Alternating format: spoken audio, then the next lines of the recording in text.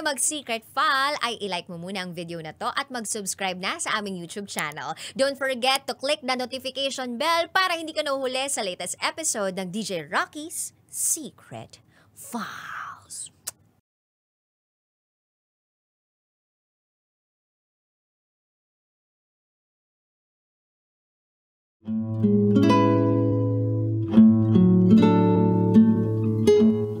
And now, it's time for DJ Rocky's Secret Files.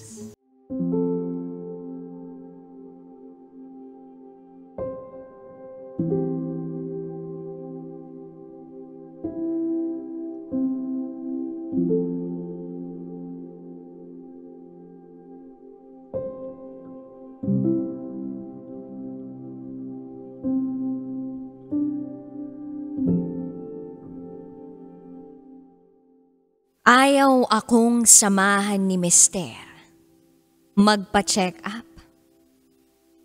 Inuuna pa ang barkada niya.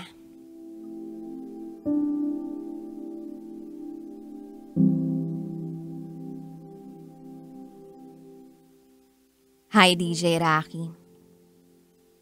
Itago mo na lang ako sa pangalang Maan. At ito ang aking secret file.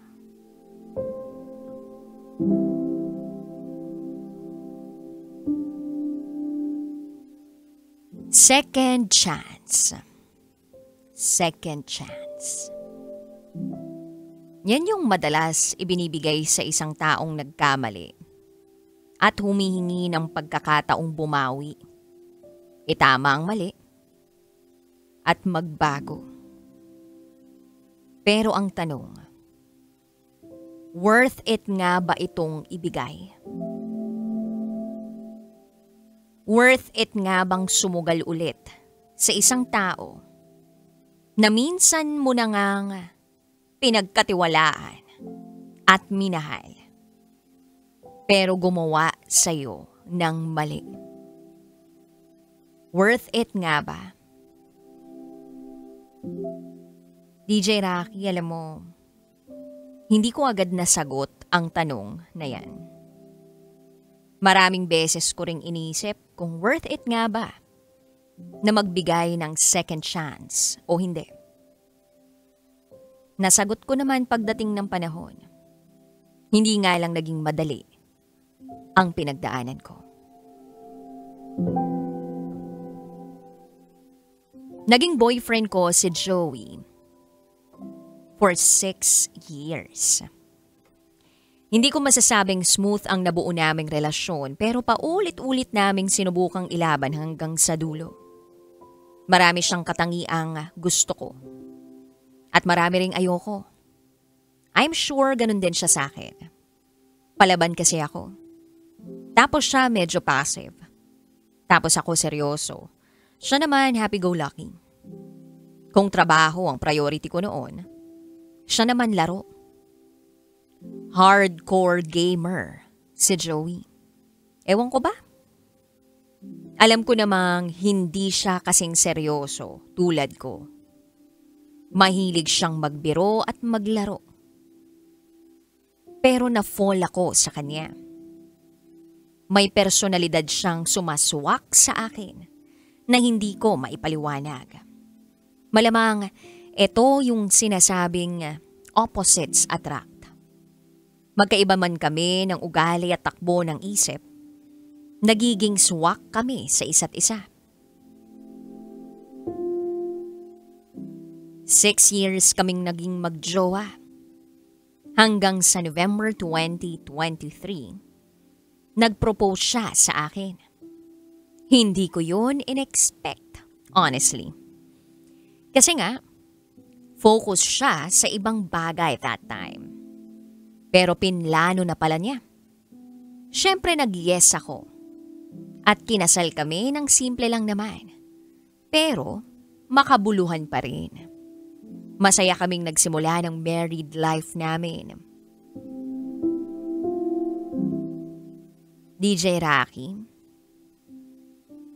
totoo nga talaga na maski gaano katagal mo nang kilala ang isang tao, lalo na yung pinakasalan mo, may mga katangian pa rin siya na hindi mo agad makikita hanggat hindi kayo nagsasama.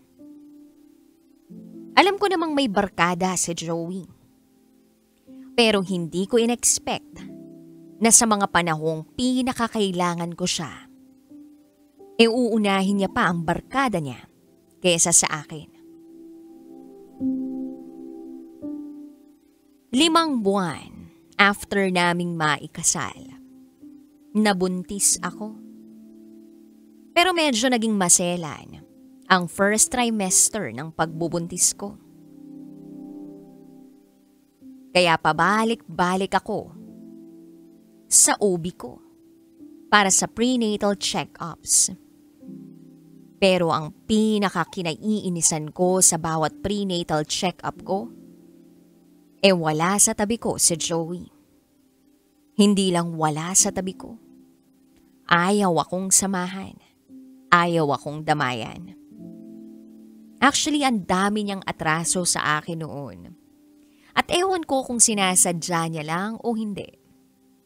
Noong unang beses na nagpa-check up ako, sabi ko sa kanya, samahan mo naman ako. DJ Rocky, ako na lang daw. Tapos nag-walk out. Pumunta agad sa mga barkada niya. At anong ginawa? Naglaro. Oo, naglaro. Hindi ko na lang pinalaki ang issue. Kasi ayoko namang magtampo sa kanya. Baka ma-stress lang ako. Noong pangalawang check-up ko the following week, niyaya ko uli. Ayaw pa ring sumama. Sabi ko, Pa, sandali lang naman yung check-up. May schedule naman na yung appointment ko kay doktora. Hindi na tayo pipila ng matagal. Pero ayaw na naman uli sumama, DJ Rocky. Sabi ko magpapaalalay lang ako, ayaw pa rin. Hindi ko na lang pinilit. Pumunta na lang ako uli ng mag-isa. Tapos mamaya tinawagan ko. Andun na naman uli sa mga barkada niya. Anong ginagawa? Nakikipag-inuman. Dito medyo nagtaas na ako ng kilay. Yung tipong aba, sinisikap kong makapagpa-check up para maging ligtas yung bata sa tiyan ko. Tapos itong tatay niya painom-inom lang. Pabarka-barkada lang. Pa-games-games lang. Still ayokong ma-stress. Kaya pinalampas ko pa rin. Hindi ko na ginawang big deal. Anyway, inisip ko na lang na pag nasa bahay siya, nauutusan ko naman siya. Pero yun lang, medyo walang kusa. Kailangan ko pang utusan. But then the next week, DJ Rocky, sobrang sama ng pakiramdam ko. Yung parang nanghihina ako na naduduwal. Sabi ko kay Joey, Pa, magpapatingin ako kay doktora, samahan mo naman ako. Akala ko, mas maiintindihan na niya ako at sasama na rin siya sa akin. Kasi nga, kitang-kita naman niya na nanghihina ako at ang sama-sama ng pakiramdam ko. Pero nabigla ako sa sagot niya. Sabi niya, ikaw na lang kasi pumunta dun sa doktor mo. Ba't mo ba ako inuobliga palagi na sumama sa'yo?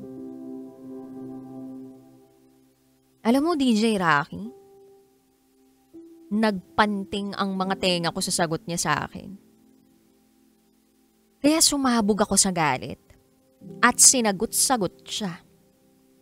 Sira ulo ka ba? Asawa kita eh. Malamang magpapasama ako sa'yo sa klinik kasi ikaw ang tatay nitong dinadala kong bata.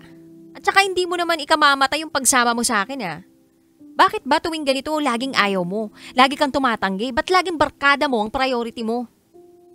Alam mo Joey, sumusobra ka na. Hindi ka na binata, huy. May asawa ka na at buntis ang asawa mo. Ngayon kung ayaw mo talaga akong samahan, bahala ka sa buhay mo. Papunta ako sa klinik at kapag may nangyari sa akin, kapag namatay ako, ipalibing mo na lang ako ha. Ipalibing mo na lang kami ng anak mo.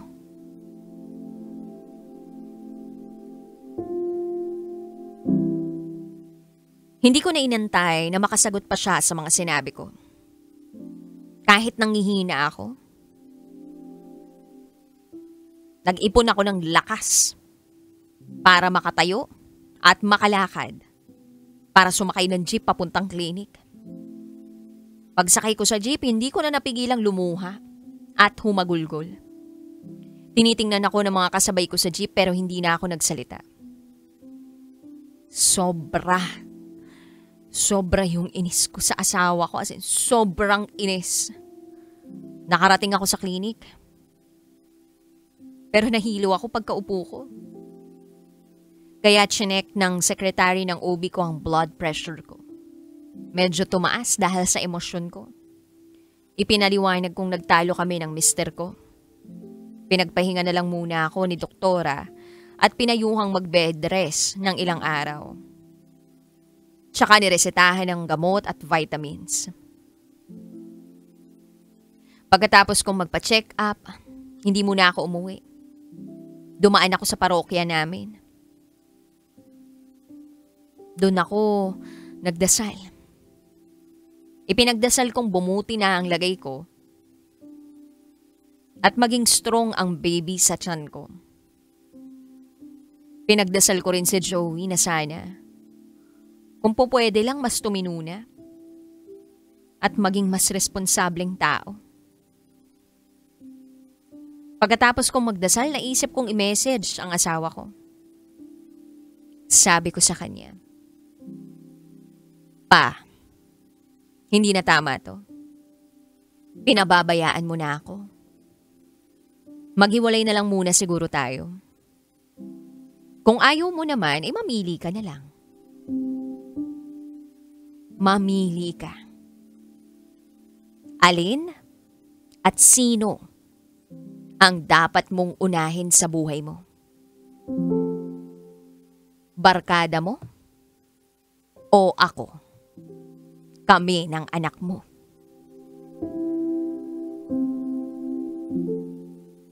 Wala pang isang minuto. Tumawag sa akin si Joey. Nagsosorry na. Pinakinggan ko. Hindi pa raw siya handang maging tatay. Iniisip pa niya kung paano ang magiging buhay namin pagkapanganak ko sa bata. Natatakot daw siya. Humihingi sa akin ng second chance para bumawi. Sabi ko pa, maski naman ako, hindi ko rin alam. Hindi ko rin kabisado kung paano magbuntis. Unang anak natin to pero sana man lang kung kailangan kita, wag mo naman akong pabayaan. Tabihan mo ko, samahan mo ko, damayan mo ko. Pagsilbihan mo naman ako, unahin mo ko. Unahin mo tong anak natin. Yung barkada mo, andyan lang yan. Pwede mo silang balikan. Pero hindi na natin mababalikan itong pagbubuntis ko sa panganay natin. Ayusin na lang natin pa, please.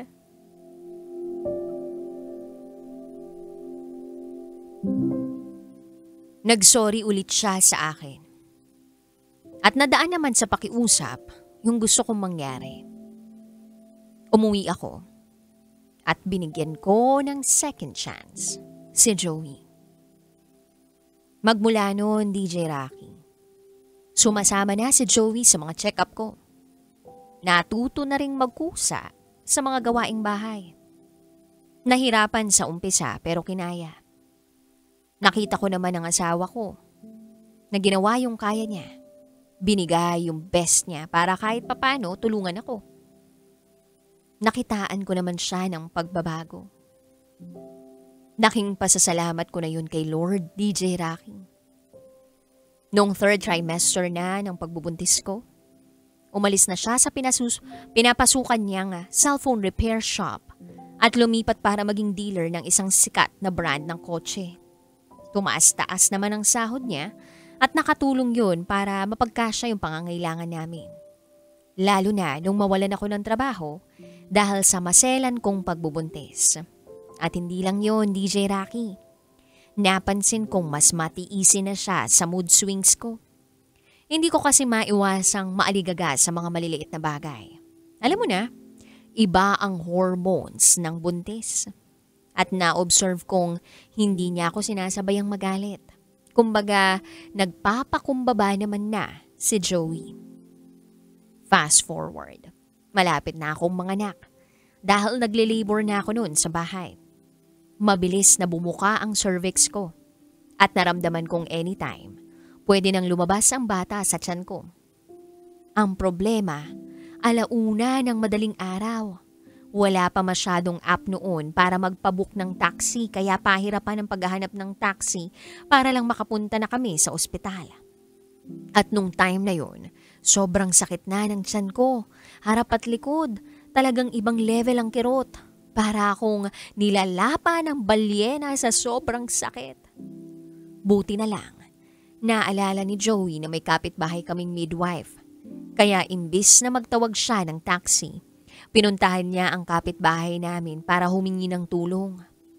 Nakakahiya man dahil madaling araw, pero emergency na kasi.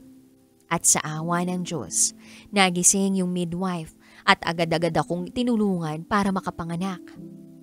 Tinulungan niya ako kung paano hihinga para makaire ng maayos. Hindi pala ganun kadali yung panganganak, DJ Rocky. Hindi ko ma-imagine ang hirap at sakit na tiniis ko para lang mailabas ng ligtas ang panganay namin mula sa tiyan ko. Pagkatapos ng mahigit 1 oras, narinig ko sa unang pagkakataon ang iyak ng panganay namin ni Joey. At dito na ako nakahinga ng maluwag. Literal na nakahinga ng maluwag. Nahagkan ko ang panganay namin na baby boy at agad siyang dumede sa akin. Sa lahat ng napagdaanan ko, DJ Rocky, nasaksihan lahat ni Joey ang struggles ko. Niyakap niya ako at sinabi niyang, "Alam mo ma, nakakabilib ka. Kung ako ang nasa posisyon mo, baka hindi ko yun kinaya. Kaya lalo akong humanga sa'yo. Ang swerte-swerte ko na ikaw ang nanay ng anak natin. Mahal na mahal kita." DJ Rocky, inaamin ko na medyo kinilig ako sa mga sinabi niya. Ramdam ko namang totoo lahat ng yun. At ramdam ko rin na natutunan niyang hindi biro ang magdalang tao. At hindi rin biro ang responsibilidad ng pagiging asawa at ama. Alam mo, DJ Rocky, pinagdudahan ko talaga si Joey. Kung kakayanin niya ba talagang maging ama noon. Pero nawala yun nung maging hands-on na siya sa pag-aalaga sa panganay namin. Katuwang ko. Lumipas ang panahon, nadagdagan pa ang supling namin. Lalaki yung pangalawa. Sabi ko kay Joey, palakihin natin sila ng maayos ha. Okay naman sa kanya. At unti-unti ko ring nakita kung gaano siya naging mahusay sa pagiging ama sa mga anak namin. Nangapa sa umpisa, pero nagpakitang gilas naman at patuloy pa ring natututo. Yun ang nagustuhan ko sa kanya. Pinili niyang magbago. At hindi niya sinayang ang pangalawang pagkakataon na ibinigay ko noon sa kanya. Worth it, DJ Rocky. Worth it. Worth it ang binigay kong second chance. Kaya ngayon masaya ang pagsasama namin. Kapiling ang mga chikiting namin sa araw-araw. Nangingiti kami, natatawa kami. Napapaliguan ng mga halik at yakap. Higit sa lahat, masaya ako sa asawa ko dahil nagsikap siyang maging mas mabuti bilang isang asawa. Hindi na mahilig magbarkada at umiwas na rin sa paglalaro ng online games, maging sa pakikipag-inuman. natuto na rin sa wakas. At masaya ako sa pagbabago niya. Ika nga happy wife, happy life.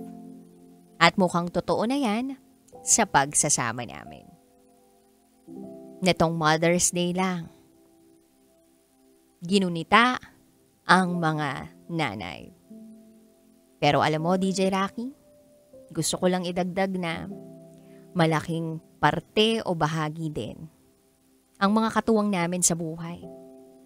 Salamat sa pag-appreciate sa aming mga nanay. Hanggang dito na lang po. Salamat sa pagbabasa at sana ay marami pang kabisyo ang ma-inspire sa programa mo. Muli, ako si Maan. At ito ang aking secret file.